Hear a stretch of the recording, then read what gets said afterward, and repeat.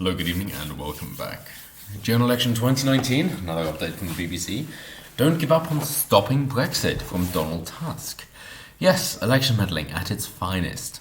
And of course, this is meddling into the democratic process of the United Kingdom, with Donald Tusk, the European Council President, being very overt in stating, hey, yes, we should definitely stop Brexit. This is obviously in his own best interests, seeing as the United European Union, yeah, why not? Seeing as we're basically getting to the EU SSR here, as far as United goes, but seeing as they are much better off with the UK, in particular London being the violence capital of the world, that he is of course pleading for the UK to not leave the EU. Of course, he isn't being that obvious with it, because the art of a good con is to always make the person who is conned to make them think that it is their idea. So what he's doing is a narcissistic, psychopathic, pathological liar tendency, which is particularly abhorrent. And what he is doing is to say, hey, you should do what I want because it's best for you. So, well, no, fucking isn't. So how about fuck off with your lies? As that is what it all boils down to. You cannot manipulate people anymore, and you should really stop. You're playing off the emotions of the weak people, and that is evil. So how about you stop? How about we, as a community, as a united kingdom, will come up against you and say, no, we're going to take care of our own. We understand what we need as a nation. We are a community. We are a strong group together, and we will take care of ourselves. And we don't need your so-called assistance, which is to say you ruling over us and telling us what to do. We can do it ourselves without any of your interference. So how about fuck off then? How about GTFO? Get the fuck out, because you're not welcome here. Nonetheless, he keeps trying, and he's playing that really smarmy salesman, if you will, and he's an utter cunt in doing so. So, the BBC say, as campaigning ramps up ahead of next month's general election, he warned that leaving the EU would leave the UK a second-rate player. By which he means we're able to trade with anybody and everybody around the world. We can do World Trade Order terms, that's WTO, and we can trade with them on an individual basis, and we can decide what is best, without some overarching bureaucracy telling us what to do. Which of course is better for us and is better for everybody involved. Of course he can't admit that, because then he would have to admit that his lovely idea of the European Union is failing, and that would be admitting the truth. And of course people like this, anybody who favours communism, socialism, and these people on the far left don't give a shit about truth or logic. All they care about is power. No bad tactics, only bad targets. And for that I say 17.4 million fuck-offs. So, in a speech, he also said Brexit would likely mark the real end of the British Empire.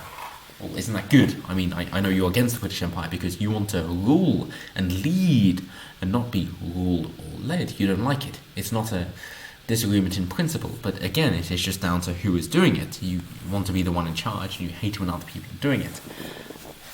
That is, of course, the message you wish to send.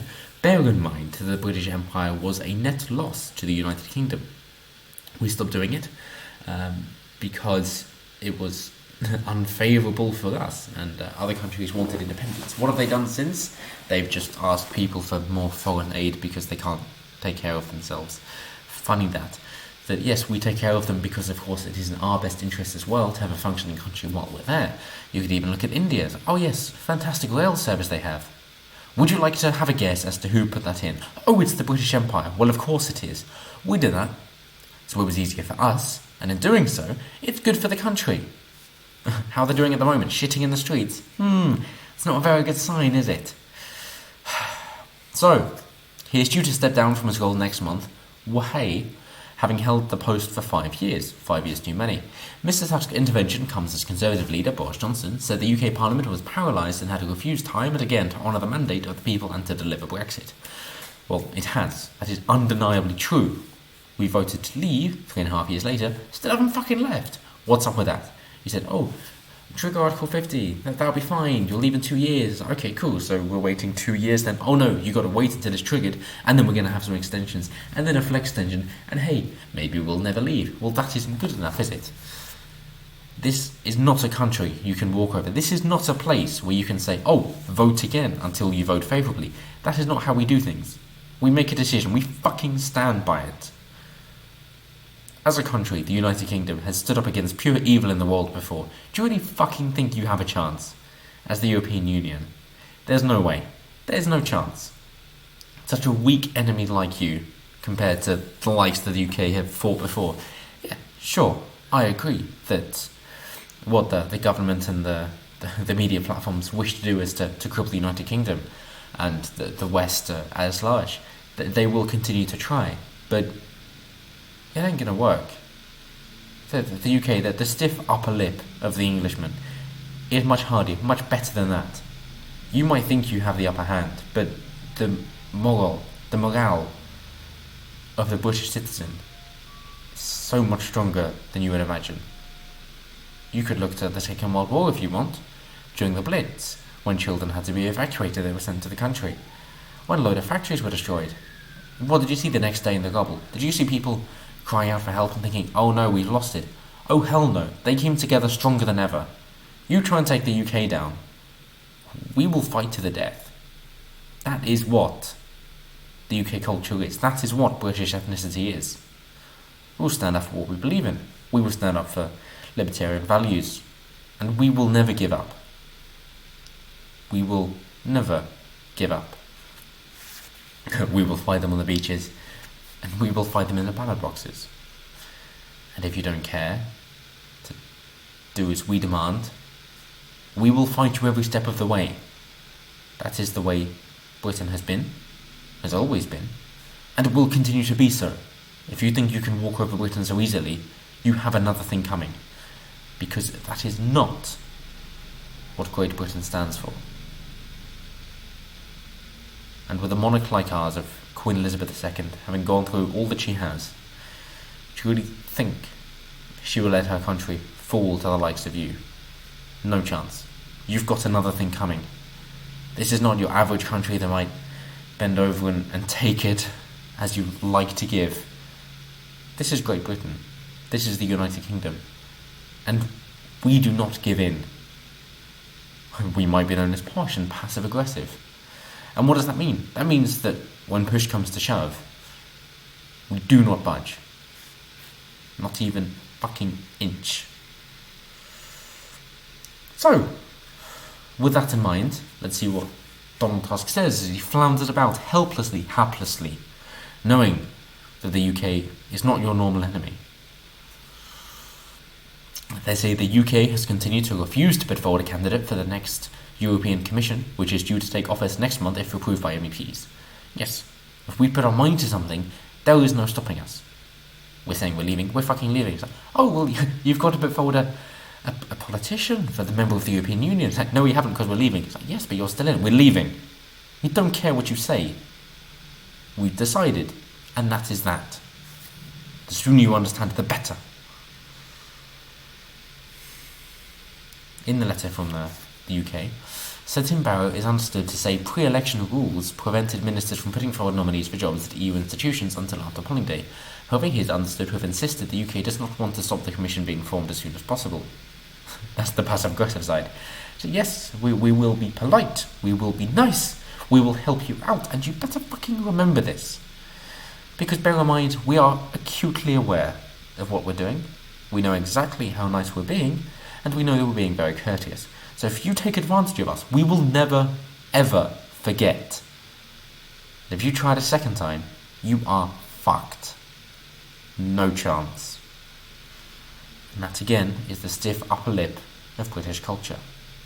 That is what it means to be British. It means to be polite, to be courteous, but to stand up for what you believe in. And if someone tries to walk over you, you're not going to let it happen. You are polite until the point at which polite doesn't cut it. And at that point, you stop.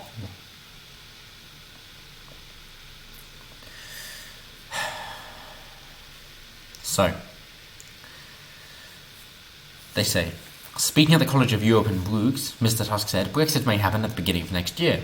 Fucking will happen. I did everything in my power to avoid the confrontational no-deal scenario and extend the time for reflection at a possible British change of heart. Well then, you utter cunt, you utter election meddling, democratically defrauding cunt. Leave now. The UK election takes place in 1 month. Can things still be turned around? No, because we don't want them to be. That is the will of the British people. You haven't come across a community as strong as ours. The only words that come to my mind today are simply, don't give up. Oh, we fucking won't. But that doesn't mean what you think it means. In this match, we had added time. We are already in extra time. Perhaps it would even go to penalties? That's not the kind of penalty you want to be involved in, Mr. Tusk. So the analysis, they say he's prepared to brave accusations that he's interfering in the general election as his term of office ends in a few weeks' time. Well, good, because he is. Fuck off. So, going down to their conclusion, they say in Mr. Tusk's speech that a longing for the empire could be heard in the voices of Brexiteers who strive to make the UK global again through leaving the EU. You're missing the point entirely, mate. We wish to take control of our country. We wish to take control of our democratic system. And most of all, we wish to take control of our own lives. Nobody knows us better than we do. Nobody knows an individual better than they know themselves. And the audacity of it, to think that you would possibly know what's better for somebody who you've never even met than they do, spending decades inside their own lives, is preposterous. You don't know what's best, you don't know what you're doing, and you're best left to deal with your own life, and maybe you can figure out what it means, what the purpose of life is. But hey, only need to go close to that. So your chances are pretty fucking slim. So why do you think you deserve the role to tell other people what to do? Because you don't. You are wrong, you don't know what you're talking about, you don't even know it for yourself. So until you figure it out for yourself, how about you go clean your room before you try and organise the rest of the world? It's disgusting. So are we longing for an empire? No. No, we're not. We want to be able to do what we want to do, and we don't want interference from other people who have no place here. That is what it is all about. The British Empire, it went far afield, and it was successful because we put a framework in place for people who were there to achieve what they wanted to achieve. The times when there were problems is when the British Empire restricted people based on their race. For a large part, we did not, and that's why it did so well. It was an expensive procedure, and when money got tight, we thought, no, fine, we will liberate people, let them do exactly what they want to do, we won't give them the guiding hand. We stopped that cost, came back to ourselves. We went far too far with the European Economic Commission, thinking that we had to be told what to do. So we clearly fucking don't. Then thought, okay, we will leave it to them. What has happened? Utter shit. It seems the British people retreat back. They go, okay, you know what you're doing, we'll leave you to it. And the world falls apart. So, why don't I play it at your own game? It isn't, we think the British Empire should be brought back for the sake of the British people, but we just want to help you. You clearly don't know what you're doing, and we're trying to assist you to get the most out of life, the most out of your country, the most out of your economy. And therefore, we're just here to help, we're just here to offer a guiding hand. Yeah. Sounds quite nice when you put it like that, doesn't it? And not to say it's a trawling empire traversing the whole world. So two can play that game, Mr. Tusk. But he goes on to say, after saying that apparently Brexiteers want the British Empire to rise again, the reality is exactly the opposite. Only as part of a united Europe can the UK play a global role, he added. Yes, you have to sit down and do what you're told in order to do what you want to do. That's a fucking bullshit. It doesn't even pass the sniff test. What the fuck are you on? One of my English friends is probably right when he says with melancholy that Brexit is the real end of the British Empire. It ended middle of the Second World War. Maybe the First World War. No. And finally, Mr. Tusk is due to stand down from his role on 1st of December, when he'll be replaced by former Belgian MP Charles Michel. I'm not going to go into him. Leave him for another video. But Yes, Tusk is due to stand down just before Christmas, get a lovely fat paycheck for doing fuck all. No, that's too kind. If he did fuck all, things would actually be better. But he's just meddling, which is why Charles II was so good in England. So as a monarch, what did he do? He seemed to party and not care about anything, and he didn't do anything at all to help. So yes, that's correct. So he didn't do anything at all to stop people from doing things like themselves. And that's all there was to it. Fucking stay out. Same as the Scottish guy, I've forgotten his name, was it Hong Kong, Singapore? When I asked, how did you achieve such a miracle in this place to get people to get out of poverty and such a thriving economy so quickly? And he said, I just stayed out of it. It's like, well, that really is all there is to it. Leave people to do what they want to do. They will do what is right. When people are met with people, they are much more human and personable when it's just a statistic. As Stalin said, one death is a tragedy, but a million deaths is a statistic. The same thing goes when you're dealing with people. If it's just numbers on a page, people don't care. Which is why a big government is a huge problem due to their corruption. Whereas, if it's on a person-to-person basis, that's when you have an effect.